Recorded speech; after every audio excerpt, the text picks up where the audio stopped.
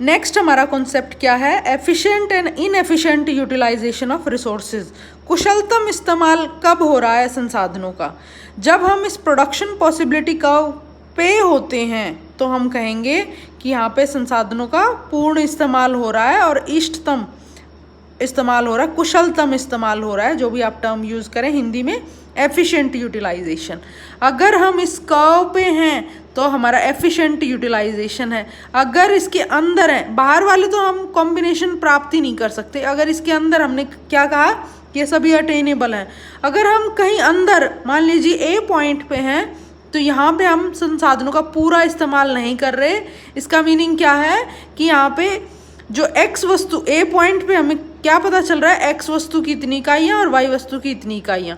अगर हम ए से सी बिंदु पे चले जाते हैं तो हम इसको कम करे बिना वाई एक्सिस पे जो हमारा गुड है उसकी इकाइयों को कम करे बिना एक्स वस्तु का उत्पादन बढ़ा सकते हैं। तो ये अगर हम फिलहाल ए बिंदु पे हैं तो वो क्या दिखा रहा है कि हम संसाधनों का पूरा इस्तेमाल नहीं कर रहे हैं। अगर पूरा इस्तेमाल करेंगे तो एक्स वस्तु का उत्पादन बढ़ेगा और वाई वस्तु का उतना ही रहेगा। एक संभावना तो ये है।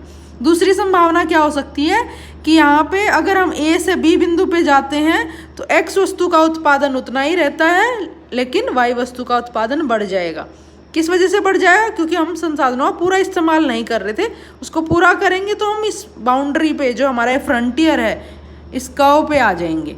तो यहाँ पे एक्स वस्तु के उत्पादन में कमी नहीं आ रही है जबकि वाई वस्तु का उत्पादन बढ़ रहा है। और इसके बीच का कोई बिंदु हो सकता है, जैसे कि एक फिगर में दिया हुआ है यहाँ पे, तो कोई बिंदु ऐसा भी हो सकता है यहाँ पे हमारा इनएफिशिएंट यूटिलाइजेशन है, अकुशल उपयोग है संसाधनों का।